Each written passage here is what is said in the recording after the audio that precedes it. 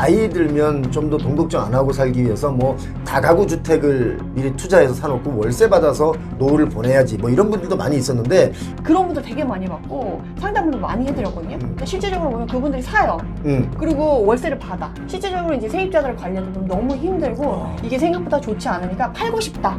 바로 나와요. 몇 년 안 걸려요. 실은 노후에 퇴직을 하고 나서 좀 여유롭게 이제 현금으로 만들면서 좀 지내고 싶어서 다가구나 이런 것들을 고려를 하시는데 실제적으로 현장을 보면 현황은 그렇지 않다. 우리나라도 이제 앞으로는 이제 시세 차익을 볼 수 있는 그 부동산 시대는 얼마 남지 않았다라고 저는 생각을 하거든요.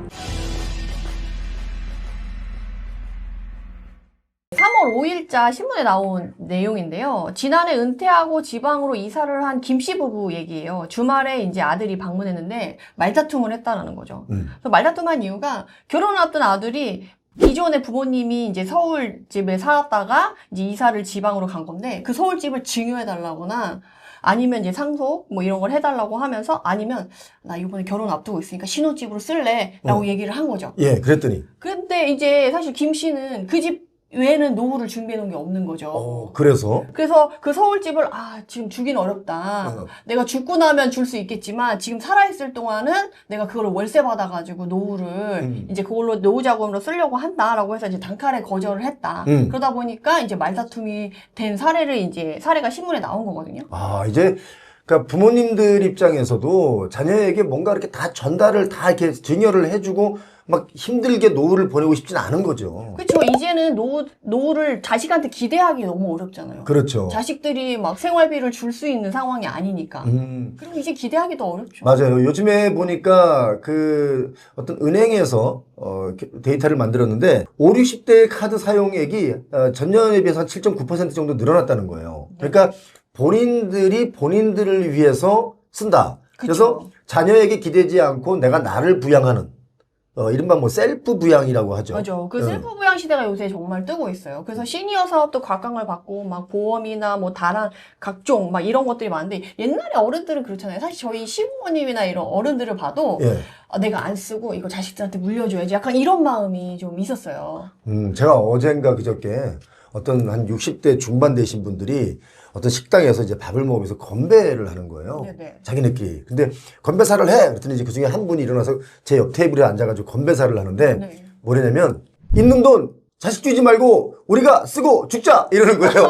그래서 제가 그거 보고 너무 웃긴 거예요, 그게. 옛날에 비해 진짜 약간 많이 바뀐 것 같아요. 예. 그리고 어른들이 저희 어머니가 맨날 하시는 말씀이 이거예요. 남편한테 받아 쓰고 부모님한테 받는 거는 앉아서 받는데 자식이 주면 서서 정말 두 손 벌려서 받겠다. 고맙다고. 부담스럽다는 거지.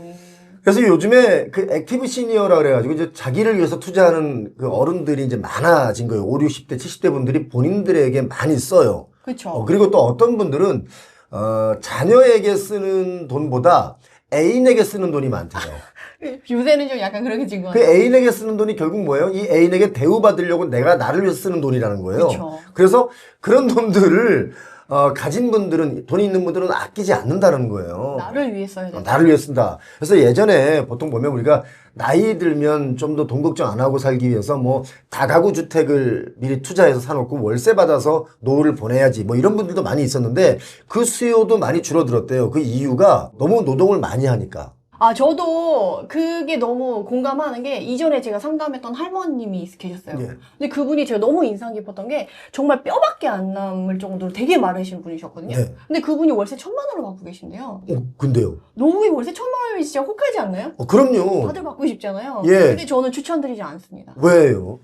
그분이 어떻게 해서 월세 1,000만 원을 받냐면 다가구를 갖고 계세요. 예. 그래서 그거를 원룸을 이제 세를 나가지고 월세 1,000만 원을 받고 계신데 60개를 돌리고 계신 거예요. 원룸을 60개를? 네, 원룸 60개를 돌리다 보니까 매일 전화가 오는 거야. 뭐 고장났다, 뭐 했다, 집 나가겠다, 들어오겠다. 이런 것들을 처리하느라고 예. 단 하루도 정말 휴가도 못 가고 쉴 수가 없대요. 그래서 그 1,000만 원에 버는 것보다 노동이 더 강도가 세다 이 말씀인 네, 거죠? 그래서 사실은 노후에 퇴직을 하고 나서 좀 여유롭게 이제 현금으로를 만들면서 좀 지내고 싶어서 다가구나 이런 것들을 고려를 하시는데 실제적으로 현장을 보면 현황은 그렇지 않다. 실제적으로 그래서 저는 그러면 이건 원룸 뭐 60개니까 그렇지. 그냥 다가구 10개 정도 꼬마 빌딩에도 투자해서 해야지 하시는 분들 봤는데 저도 그런 분들 되게 많이 봤고 상담을 많이 해드렸거든요. 근데 실제적으로 보면 그분들이 사요. 그리고 월세를 받아. 그리고 대출을 받은 거 이제 월세 상쇄하고 그 나머지 현금으로 쓴다라고 하는데 실제적으로 이제 세입자들 관리하다 보면 너무 힘들고 이게 생각보다 좋지 않으니까 팔고 싶다. 바로 나와요. 몇 년 안 걸려요. 거의 5년 이내에 말이 많이 나와요. 다시 얼른 팔고 싶다. 네, 얼른 팔고 싶다. 근데 문제는 본인이 산 가격보다 낮은 가격에 팔아야 되는 경우가 대부분이라는 안 팔리니까요. 네, 안 팔려요. 또 다가구 같은 경우를 사서 이제 월세를 주고 나는 좀 노후에 좀 편하게 살겠다라고 생각하시는 분들이 상당히 많은데 이게 또 위험한 게 뭐냐면 이 다가구라는 것 자체가요.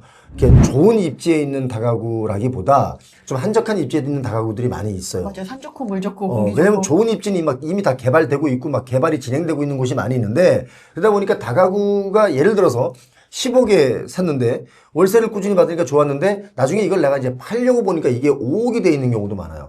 그럼 그동안 들어왔던 월세를 다 계산해 보니까 그 돈이 그 돈이야. 맞아요. 그래서 이게 좀 투자 가치가 없다 이런 분들이 많이 있는 거고요. 또 예전에는 상가 분양받는 분들 많이 있었잖아요. 맞아요. 요즘에 제가 만난 분 중에 이 서울 시내에 아주 유명한 아파트에 상가를 분양받았대요. 근데 지금 현재 1년 반째 공실이야.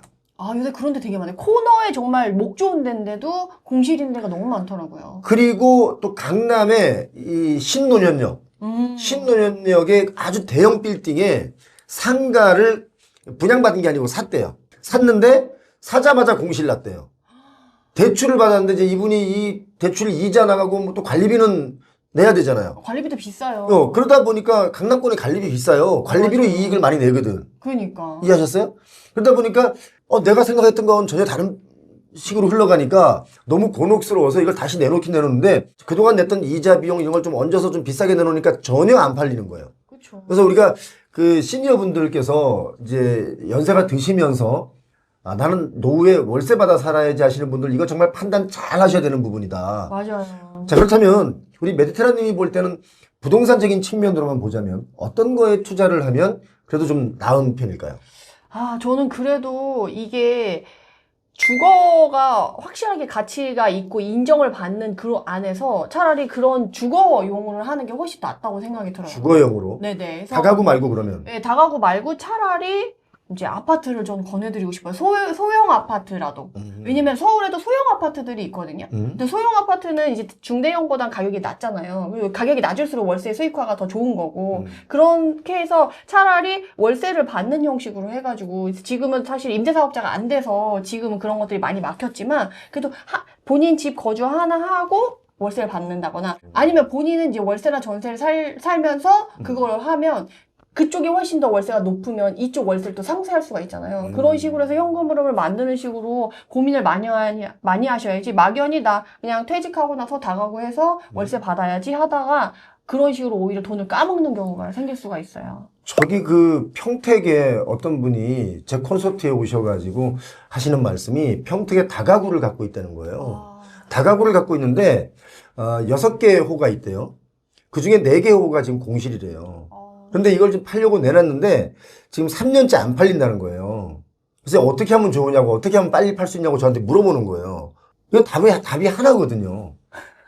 더 싸게 팔아야 돼. 더 싸게 팔아야 되는 거거든요. 그렇죠. 더 싸게 팔으라는 말을 제가 감히 못하는 거예요. 남의 재산을 제가 싸게 팔아라 비싸게 팔아라는 말을 제가 어떻게 합니까? 그쵸. 그런데 그분 입장에서는 옛날에 샀던 가격의 기억이 있으니까 그 가격에는 팔아야 되지 않겠어요? 라는 생각을 하는데 그 가격에 내놓은 지 이미 3년이 지났는데 안 팔리고 있다는 얘기는 이미 이분께서도 연세가 드시면서 뭔가 이 현금에서 좀 쫄리는 게 있고 돈이 돌지 않으니까 불안하신 거죠. 그쵸. 그래서 우리가 이제 요즘 특히 액티브 시니어 얘기가 많이 나오고 있는데 액티브 시니어라는 게 뭔가 활동적이고 내가 뭐 은퇴는 했지만 뭐 노동을 통해서 막 돈을 많이 벌거나 그러지는 않지만 내가 열심히 운동하고 잘 뭐 놀러 다니고 이런 분들이 이제 액티브 시니어고 나를 위해 투자하는 분들이 액티브 시니어라고 그러는데 우리가 이제부터라도 부동산 시장을 좀 제대로 본다면 쪼들리지 않는 그런 액티브 시니어가 될 수 있다고 저는 봅니다.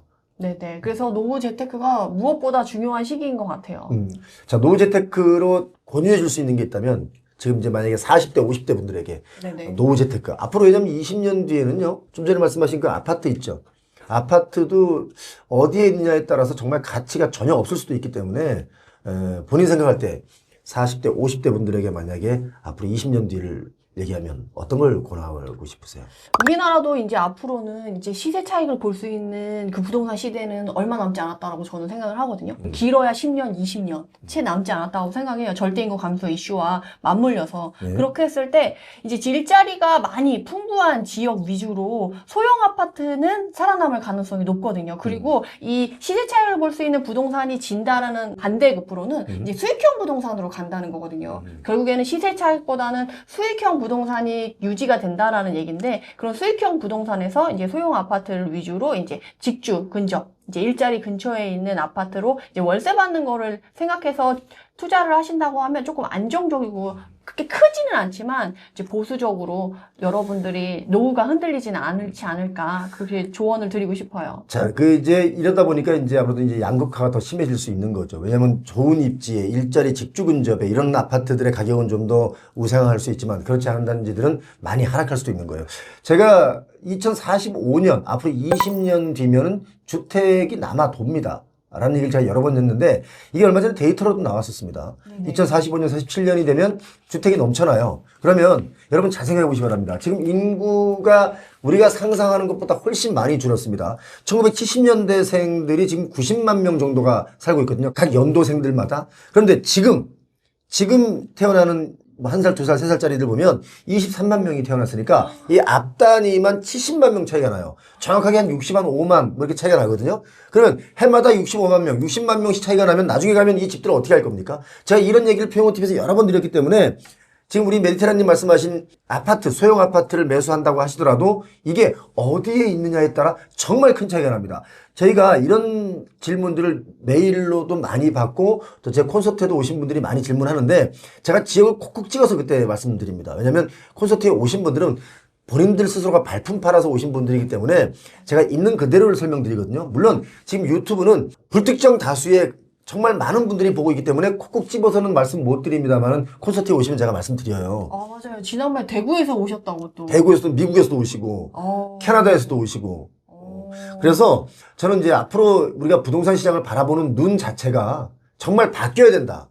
그리고 아마 지금도 이 패러다임이 좀 바뀌고 있다는 걸 여러분 많이 느낄 겁니다. 지난번에 우리 메디테라님 말씀하신 것처럼 대치동 학군, 목동 학군조차도 심지어 학원도 지금 매물로 나오고 있거든요. 학원이 매물로 나온다는 얘기는 이거 어마어마한 얘기거든요. 그렇죠. 거기가 흔들리고 있다는 얘기죠. 그렇죠. 그러니까 이런 부분을 잘 생각하신다면 표용호TV를 꼭 보시고 생각을 좀 더 우리가 하는 시간 가졌으면 좋겠습니다. 오늘 메디테라님 귀한 시간 고맙습니다. 감사합니다.